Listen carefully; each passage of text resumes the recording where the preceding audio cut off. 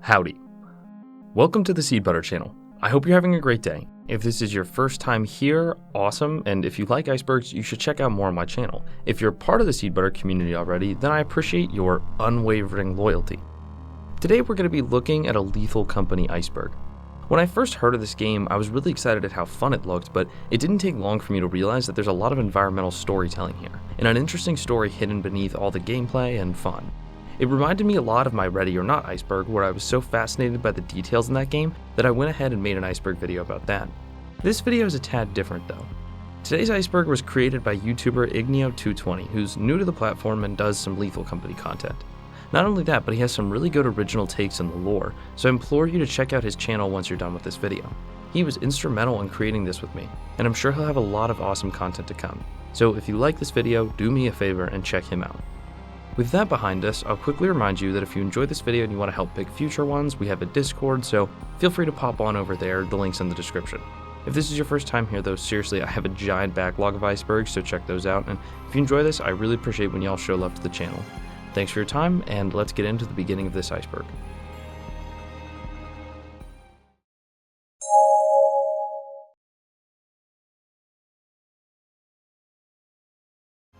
Hoarding bug. These goofy little 3-foot tall insects are known for collecting scrap, just like you. They belong to the Hymenoptera family, making them pretty similar to wasps and sawflies. According to the bestiary, they steal items because they want to place them around their nest, of which they are very territorial over. Though they do attack people who get close to this nest, they're kinda cuddly little goobers. As long as you leave them alone, they tend to leave you alone too. Manticoil. The manticoils are another peaceful entity that you can encounter flying around or clustered on the ground. They bear some similarity to birds, except for the glaring fact that they're huge and have 4 wings each. Though you can easily kill them, they're completely peaceful and kinda cute, so don't do that, I guess. Snare flea. Snare fleas are another insectoid creature, this time being a bit more dangerous. They cling onto the ceiling and drop into unsuspecting players, suffocating you and preventing you from calling for help. They pop off easily if damaged, though they move super fast. While they aren't a gigantic threat, they still require care if they're in your way. If you're playing alone, the snare flea will hold on until you have critical health, or in multiplayer, you'll need to save your teammates by smacking it off or shooting it with something. If you have nothing to get it off with, it's advised to lead this player to a landmine or a pit, to allow the player to take the flea out with him. If this happens to you, do your best to protect your team by sacrificing yourself. All over a bug. Eyeless dogs. Eyeless dogs, though brutish, are extremely dangerous entities that can one-shot a player who isn't careful. It's interesting that they're canines, or at least nicknamed as such, because their Latin name translates to blind lion, suggesting that they're perhaps actually a feline. Typically they just roam about, but they have 3 alertness levels depending on how much noise you make around them, guiding their behavior. Their design may be based off of SCP-939 in part, though that creature is able to mimic voices, which these dogs can't do.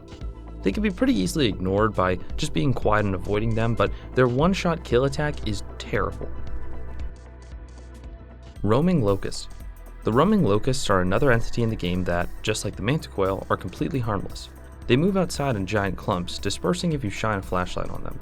They're attracted to light and nearly never ground themselves, preferring to stay in the air. So yeah, basically just bugs. Hygrodare. Hygrodares, also known as blobs, slime, or ooze, chase you and damage you once they've got onto you. That sounds terrifying, if it weren't for the fact that they move so incredibly slowly. These things are protist organisms drawn to heat and oxygen, aka you, and they seemingly have no weaknesses. They're able to absorb any organic material that they come across into their body. They're not harmless, but since they can't open doors or anything, you can trap them pretty easily, and you can also just walk out of their way if you're fast enough. If you do run into these globs, you'll probably be fine, but be careful. Bunker spider. Now we're getting into some of the more interesting organisms from this game. Bunker spiders roam inside the facility, lurking around and leaving webs that act as traps, alerting this creature when you pass through them. The bestiary provides some good information about them, including information that suggests it's a descendant of an earth spider, perhaps finding some place where either the air or some other abiotic or biotic factor allowed it to swell in size. Speaking of size, the bestiary mentions that it is the second largest spider ever found by humans, which is insane. It's definitely a real threat that you'll face, and the bestiary also mentions that these are basically considered kill on sight in universe. You can beat them to death with melee weapons, but interestingly, they get a bit faster and more dangerous when they're close to death, so you have to be extra careful. Easy moons. Though there isn't a formal delegation for what moons are harder than others, we could pretty easily categorize them by difficulty based on the creatures you encounter and such. The community has generally delegated Vow, Assurance, Experimentation, and Gordian as easy.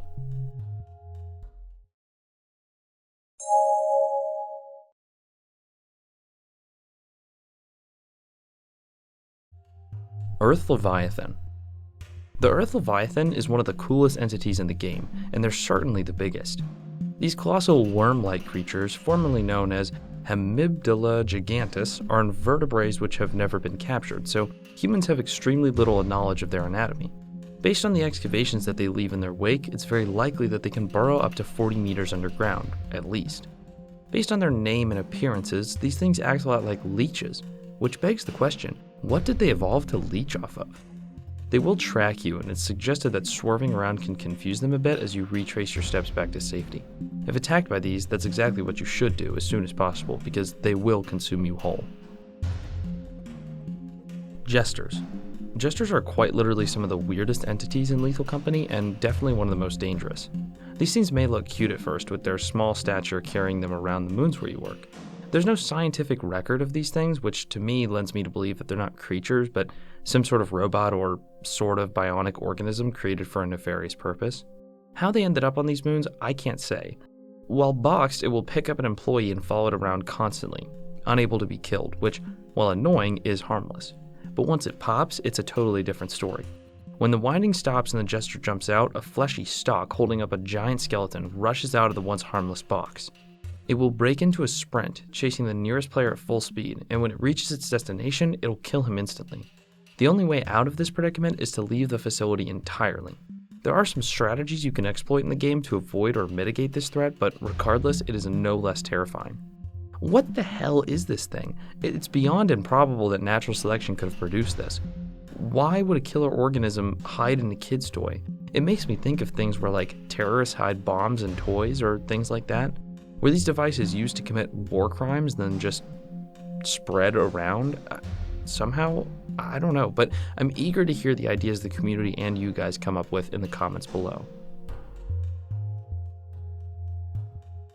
Nutcracker.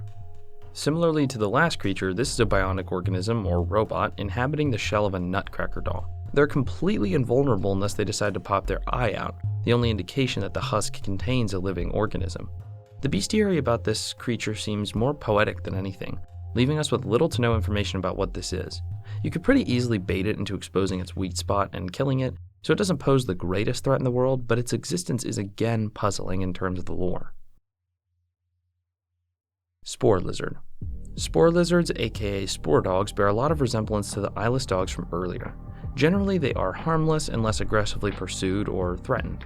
Interestingly though, they possess a symbiotic relationship with a species of fungi, able to release a chemical out of their tails which accelerates the spore's growth. This procedure both defends the lizard and helps the spore reproduce. They're kinda cute. I like them. Hard moons. On the flip side to the easier moons we mentioned earlier, we'd probably place Rend, Dine, and Titan on this list. Forest Keeper. Forest Keepers are gigantic creatures in the game which love to eat players they can get their hands on. Curiously, they have fantastic eyesight but can't hear a thing. They're a bit tree-liked, but act as if they have the mind of a 5 or 6-year-old. It's believed they engage in a photosynthetic-like process for energy, so they're not actually getting anything from eating people, they're just putting things in their mouth that don't belong there. The main way to mitigate these guys is to stay in or near cover and avoiding their long gaze. Thumper. The Thumper is a fish-like creature that can use their 2 legs to move at impressive speeds at you. Why just 2 legs, you ask? Well, because, according to the bestiary, they eat 2 of their freaking legs to get out of their egg. The biggest weakness that these guys have is that they're not very maneuverable, and as such, bobbing and weaving through corridors and taking tight turns is an effective deterrent against them. Bracken. The Bracken is yet another entity and quite possibly the most horrifying in the game. These creatures are stalkers that attempt to sneak behind players, eventually snapping their necks and dragging them off. It's a bipedal vertebrae appearing somewhat humanoid, with what may be leaves protruding from their backside as a threat deterrent. I don't even want to imagine what these guys are threatened by, but anyways. Beyond that, little is known about these strange hunters. According to the bestiary, they've been noted to undergo a rapid decomposition process, suggesting that we've never actually been able to study a dead Bracken, and for that reason, we can't make any determinations about their biology. They may possess some degree of intelligence, but also react to eye contact in a hostile way, which is somewhat of a primate behavior in real life. These are very curious creatures in the game, and I hope that we can have some lore explanations for them in the future. Coilheads. Coilheads are dangerous entities which take the form of mannequins with an elongated head. Much like the weeping angels of Doctor Who, these creatures are only able to move when not looked upon. They are extremely deadly and unpredictable, contributing to the fact that we know so little about them. To be honest, I think these are similar to the Jesters and the Nutcrackers. They're clearly man-made war machines. The issue, though, that all three of these creatures face is the question of why they're here specifically. I don't doubt that there was a good reason to create this thing as a, deterrent or weapon or something, or maybe not a good reason, but a logical reason. But why they appear on these lunar facilities is a mystery to me. Sigurd's Logs. This entry excites me because I'm eager to dig deeper into the lore of this game, which, though not quite fleshed out yet, is extremely promising. One of the best sources of lore that we've got, besides the bestiary and the locations and creatures themselves, are the notes left behind by Sigurd. Sigurd is a former employee who hunted down scrap just like you, scattering 13 data logs about the moons which can be read on board the ship. Curiously, these logs provide quite an interesting narrative, and I'm going to dive into that now. I'd love to read each of these word for word, but it'll be a lot easier for me to simply provide a summary of each one. On top of that, a couple of these logs will open a gigantic can of worms, per se, so they'll probably end up being their own entries later on in the Iceberg. The first log from Sigurd, dated August 22nd, 1968, basically just explains that Sigurd is writing logs on an ancient computer to keep himself sane, and identifies other members of his crew, individuals named Desmond, Richard, and Jess. The next letter is pretty funny, mainly mentioning how everyone smells and how uncomfortable the suit is.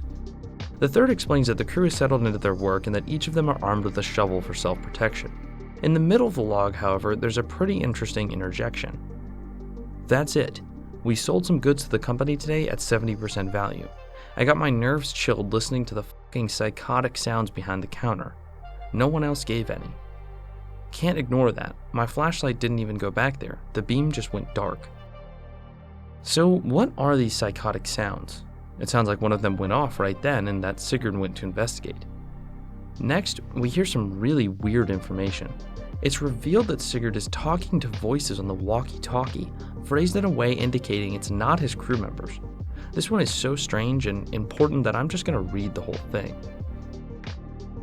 I talked to a voice on the walkie-talkie. It was like a part of the screams. He told me that the Golden Planet actually existed, it's not a legend, and he told me that it didn't hit a meteor. He said that the planet was swallowed up by the Beast, and that they were in its body being digested. I asked what the Beast is, and he said he didn't know. He said it ate the planet and they forgot everything. I couldn't get him to stop talking, but I said he was on the other side of a big wall and I could get him out. I said he was inside the building, and that's when he started freaking out. I couldn't make out a word. I think he said something about spitting out the rinds, so I just turned it off. What a whack. Jess says the Golden Planet is just a story. I said, I know, I'm not an idiot. Well, she said I should quit, and she quits if I do, so she is staying. In this letter, we're introduced to both the Beast and the Golden Planet. These are two critical story elements that we'll talk about deeper on. In the fifth log, Sigurd laments on his hiring process, talking about how sketchy the job is in general. He also mentions having strange dreams and how he wants to go home. After this, the next letter describes how the crew rushes out to make some money when the company rate was 120%, and how he heard some of the most disturbing noises yet from behind the wall of the company building. Log 7 describes Rich being taken by what's probably a Bracken, and how Sigurd reluctantly left him behind as the other members of the crew were hellbound on rushing out of there. Log 8 describes Sigurd calling the company line to report the incident, speaking to a strange voice who says that they will notify the family and find a replacement. It also mentions how you can hear the screams through the walkie-talkie all the time. Log 9 indicates that the crew is waking up to weird things that are going on and getting curious. They devise a plan to investigate the voice on the other side of the phone. After this, the next log points out that a new crew member, Lucas, has arrived, and that Desmond was in fact able to trace the company call. What he ended up discovering was that the phone number he had been calling, which they initially thought was in another part of the company building, is actually completely across the solar system. The remainder of this log is quite ominous. Desmond says he doesn't know, but I think. What if there really is a big monster in the company building like the voice told me on the walkie-talkie? They trapped it and we feed it to keep it tame. I just wanted a stupid job. The 11th log describes how Sigurd wants to fly to the location of the call all the way at the other end of space. Desmond reminds him that this is nearly impossible to pull off, as they'd have to book a private flight and they don't even know what lies at those coordinates. Throughout this log, Sigurd appears more and more paranoid and scared. Log 12 is full of Sigurd's terrified rambling, mentioning how every time they deposit scrap, the building shakes. He talks about all the noises and he misses home. The final log is quite telling, and I'll read it in full. Desmond, October 3rd, 1968. I am encrypting these logs to keep them hidden, as I fear the system will be wiped if they are found. It's all a guise. We're supposed to think that it's all a transaction, but our real job is keeping an incredible terror fed. How long until its fullness ends up and its hunger is insatiable? God knows, maybe it has to do with all these desolate moons. Whoever reads this, I'm sorry to burden you with this. Please have a good day and night, because what else is there for us to do? These logs make it more than apparent that there is lore to this game, and that there's an overarching story greater than this fun gameplay. Something weird is happening here, and based on the fact that you play this game sometime after 2497, based off the bestiary entry of the Bunker Spider, something has been off for half a millennium. We'll flesh out these theories deeper on.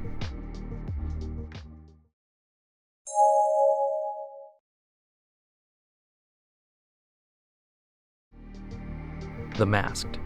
The Masked are entities in this game that are created when an employee grabs a mask, a seemingly harmless piece of scrap, and puts it on, turning into this husk creature. From then on, the mask will try and reproduce by hunting down other employees and converting them. As you might have expected, there isn't a bestiary entry for this thing. It isn't known if these masks can convert things that aren't human and what their purpose is. These entities are extremely dangerous and some of the most mysterious out there. Jeb. Jeb is a very special entity, being a monster who's also a corporate representative of the company.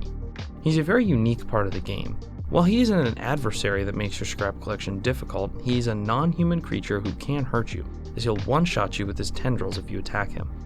He's who you give your scrap materials to, and he totals them up for you, giving you a corporate message and the occasional rare voice line. The company must stay happy. The company must... This wall cannot contain it. Your honest work is invaluable to the company. You are true professionals. Keep our investors happy. There's a lot to unpack with this creature here. It suggests that humanity has discovered intelligent alien life, or influenced something else to evolve or created it scientifically.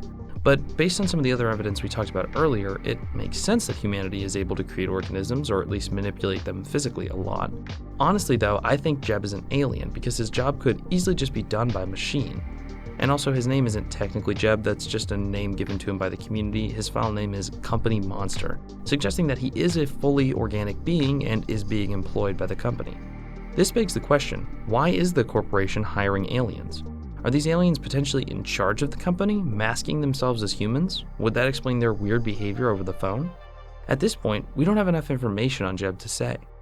Honestly, for now, I have to just say that he was a fun, artistic decision and that his implications to the lore are not conclusive yet. Ghost Girl. Ghost Girl is the rarest entity in Lethal Company, and she's extremely fascinating, both in terms of game design and lore implications. I won't go over how her complex AI works, but a basic rundown is that she'll only be visible to one player at a time, haunting just them. She'll toy with you for a little bit, eventually beginning into a skip, which signals her hunting phase. During this time, if she makes contact with you, it's going to be an instant kill. Now, she is a really weird entity. I think that she really is a ghost, so why is she haunting these company facilities? One theory I like is that the company or someone on these moons actually performed human experiments to create the research which ended up developing some of these creatures, and this girl is the victim of one of those treatments. Since she was a child, she simply attacks people, not understanding who is and who isn't responsible for her torment. That's just a theory, but right now it's my best guess. Rich's fate. Based on the info from the logs we read through earlier, it's most likely that Rich was taken by a Bracken. We also know that Sigurd wanted to go save him, but his teammates held him back, even from retrieving the body.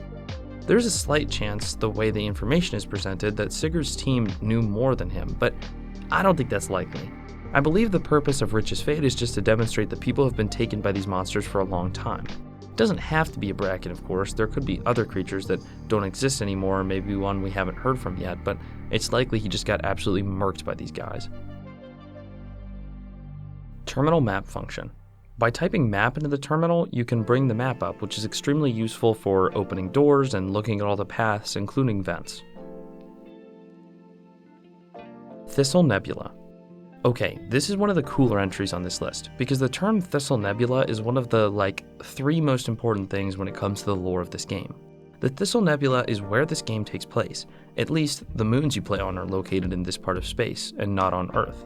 We hear of the Thistle Nebula in the bestiary entry for the bunker spider, which reads, in part, bunker spiders of the genus Theraphosa are the largest arachnid found in the Thistle Nebula and the second largest ever discovered. It's believed they evolved to prey on large mammals over time over the course of a measly several hundred years before the boat made its trip around the Thistle Nebula. Refer to speculation on increased speciation around the fading nebulae. Now, we're not here to talk about bunker spiders, but we are really interested in whatever this expedition was. What's the boat? Clearly, we have a ton to unpack here. So first off, we have a couple of terms that are all interlinked. I'll lay them out first so we can try and tell a story. We have the Thistle Nebula, a place, and also, side note, being the fading nebulae, which I personally think is a collection of nebulae, of which the Thistle is just one, so 2 places there. Then we have the boat and its expedition. Finally, we have this report, titled Speculation on Increased Speciation Around the Fading Nebulae. Now, we do not have the answers to what these things are, so I'm just going to tell a story, and you can tell me in the comments below where you think I'm wrong and what you think personally is going on. I believe that, sometime prior to the 1960s when we know humans were on these planets, an expedition left from Earth to the Thistle Nebula. The fact that the spaceship is called a boat personally invokes the idea of Noah's Ark to me, so the possibility does exist that this was less of a voluntary expedition and more of a necessary fleeing of the Earth, but I don't know this for sure. The way the boat is phrased just makes it seem mystical to me, as if the humans were spared extinction by this great machine as they left their dying planet, but that is speculation. They made their way to the Thistle Nebula, located in the collection of nebulae called the Fading Nebulae. Now, a nebula is basically a cluster of gas out in space, gas that either exists because of the death of the star or that has the capacity to birth a star. The Fading Nebulae name suggests to me that this area was perhaps created as great stars died, and will maybe completely fizzle out of existence one day, without the possibility of making new stars and new solar systems. Somehow though, some moons capable of sustaining life managed to survive here. So the boat took its expedition there. Then we have this speciation problem. How is it that with life being as difficult as it is to find out in space, we have rich environments across different moons in a less than hospitable pocket of the universe? Well, the key may be in the taxonomy. The Latin names of these creatures are close to earthly ones, and their bestiary entries often talk about evolution and hint at connectedness with Earth species. We have to ask ourselves, are these species truly alien? Personally, I think not.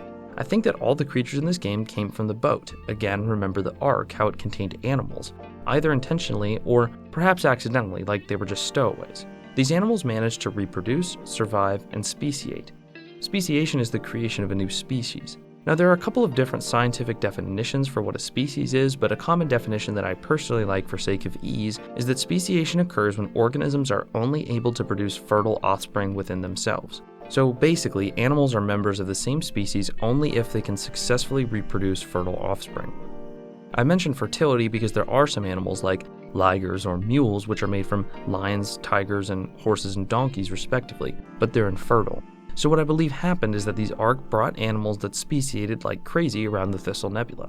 Now we get into this report. We play the game like 600 years after the earliest confirmation of humans being in this space, and if we go based on my Ark theory, 600 years from when these animals were introduced. The thing about speciation is that it normally requires millions and millions of years or a dramatic event like a species cleft. Say, for example, a group of animals were separated by an earthquake and it remained that way for millions of years. Eventually, those animals would likely speciate apart from one another. But still, that takes time. What about the Thistle Nebula is making animals speciate so freaking quickly? I mean, 600 years to create a giant spider, and at least one giant spider bigger than that? Come on, that's impossible. Something is going on here and it's weird. It's hard to theorize about this part of the game because it's acting in violation of all laws of biology. So, for now, that's all I've got on this. We do have a lot to unpack here, and I want to hear your thoughts as well. I hope I can flesh this theory out in the future, and if you like this theory, I'm definitely going to come back to it in future videos.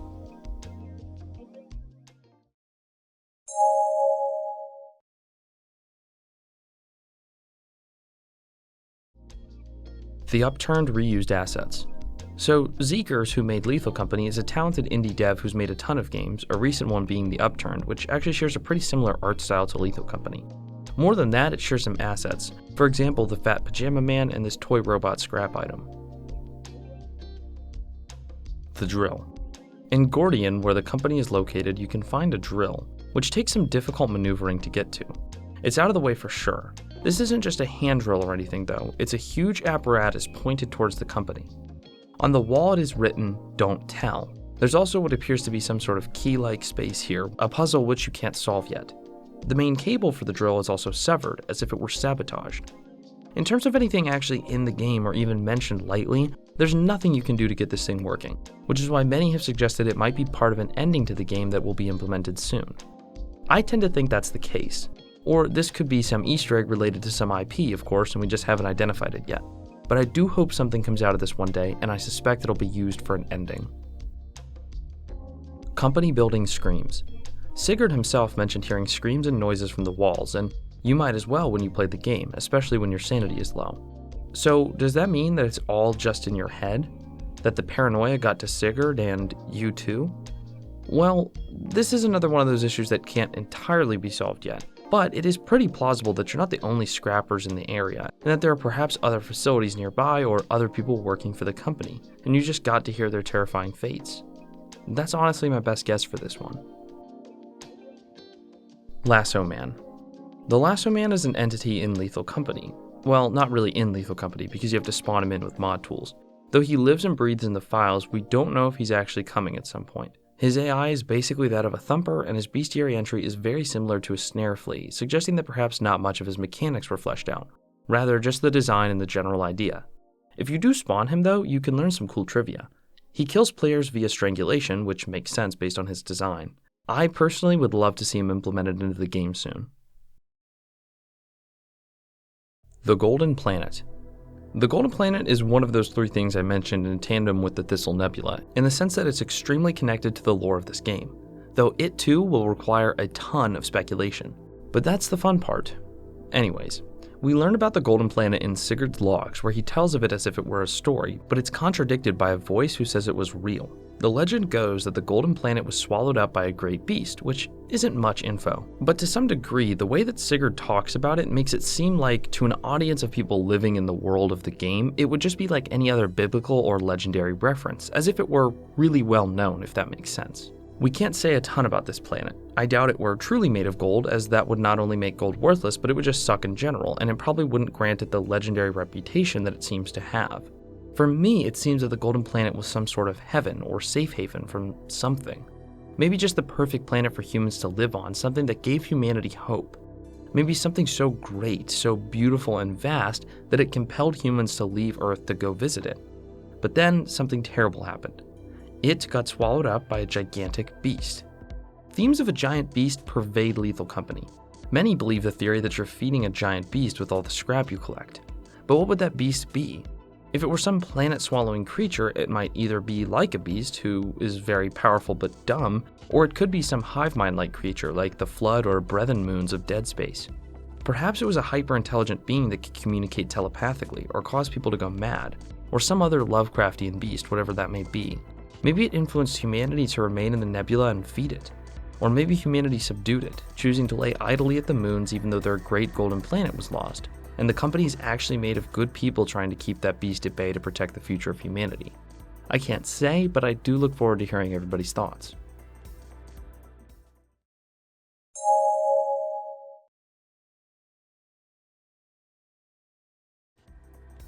Memory loss theory. This theory seeks to explain how it is exactly that we're respawning every time we die, how we're coming back so much. It may explain also why the company is so nonchalant about all the monsters lurking in their facilities. We read in Sigurd's log that he mentions feeling hazy and that he thinks he's forgetting some things, especially things before he started working at the company, like leaving home. This theory suggests that the company can revive you, supported by the fact that you get fined for not retrieving your body, because then the company has to do it. But maybe when this happens, your memory is erased. The idea of rebirth or fixing your body at the expense of your memory is a sort of common trope in games, like regenerating in Titanfall, where you reset your level when you max it out. It doesn't explain how Richard never came back, but we could add the addendum that the company doesn't have just a blanket ability to revive everybody. Anyone with severe and total blood loss or who is just completely eviscerated is gone, but if you experience a more gentle death, then you're fine. But if you work for as long as Sigurd did, this process decays your memory over time. I think it's a stretch personally, but this is a very interesting thought. The famine. Based on some posters that you can read next to the old computer, humanity is experiencing a famine.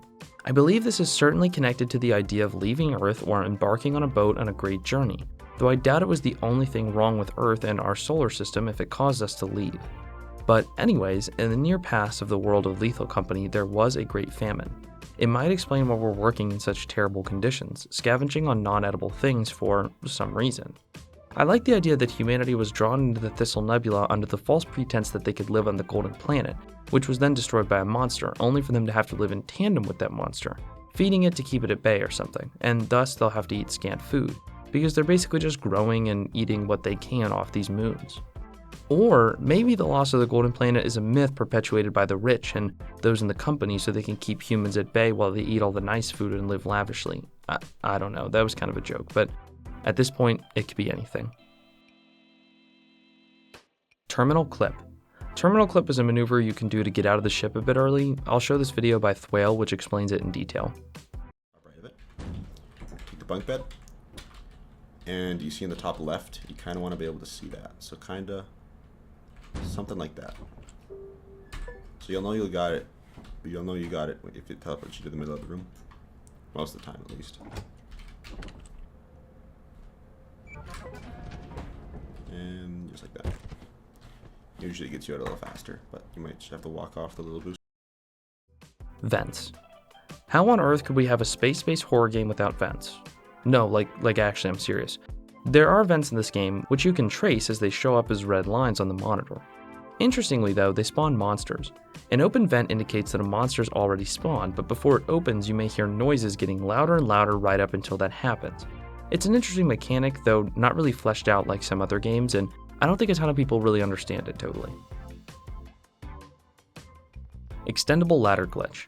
This is another glitch that can help you maneuver outside of bounds.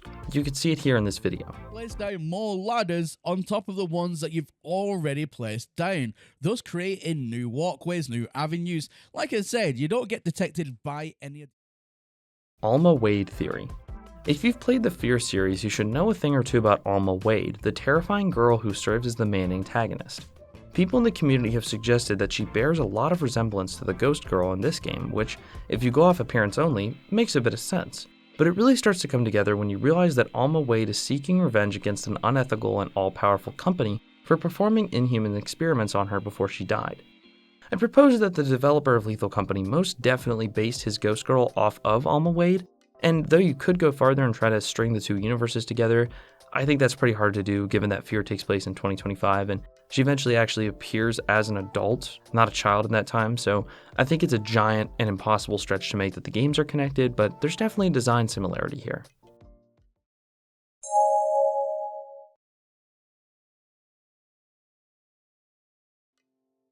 Out of bounds water tank. On offense, you'll find a pretty interesting out of bounds detail, that being several water tanks. This kind of makes sense. I mean, this location looks extremely arid, so naturally there would be some sort of water storage system in place, but yeah, you can't see it without using a free cam. Skybox physical location. This is my personal favorite out-of-bounds related entry. If you look at the skybox from the right FreeCam angle, you'll notice that it's just an image pulled from Google Street View or something like that. The community actually spent a good effort about finding out what this place was, which was very difficult. We really only had clues like the shape of the road in general and that this was likely a BMW dealer. Well, it turns out that this location is from South Africa, specifically Campbell Road in Pretoria. There's also an Opel dealership this whole time, not a BMW dealership, as some people pointed out based on the fact that there are pickup trucks here. But anyway, these are the chords if you want to see it for yourself. Binoculars. The binoculars are an unused item from the game files, which, somewhat hilariously, are gigantic if you manage to spawn them in. They do beg the question, what use would you have for these? Maybe we'll get some vast open environments or even bigger creatures in the game soon. The Mapper. The Mapper is another unused item in the game, and our final one on this list. It's basically a handheld minimap, the same one which you use in the spaceship. This was originally in the game, but it was taken out with the addition of the ship terminal because it was basically just made useless. Out of bounds wall rend. On the moon Rend, you'll find an interesting out of bounds wall here. It's just a single wall. I can't imagine it was for testing anything as there's really nothing around here, but it does exist and you can FreeCam to it.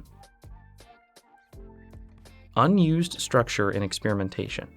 In experimentation, you can actually find a decently molded section of a building behind the main entrance. It's completely inaccessible, though I'm sort of curious about it. Maybe we'll see in here in the future. Okay guys, thank you so much for sticking around for this whole video. I hope you enjoyed it and learned a thing or two about this game. I definitely did writing the script. And I also really want to extend an awesome thank you to Ignio who made this iceberg and helped me work through it. If you want to see some lethal content from a creator with 20 subs at the time of writing, pop on over there. Per usual, I want to plug my Discord, the link to which is in the description of this video, which you should join for fun and to help pick future videos or talk about your favorites.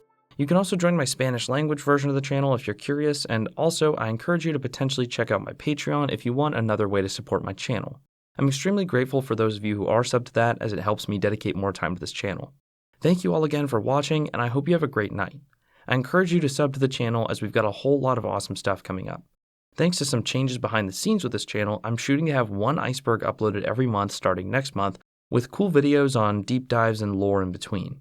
If you enjoyed past videos, you're in luck because I've got some plans to dive into some of the older content and give some things a second look, so stay tuned. With all that said, have a good one y'all, and see you soon.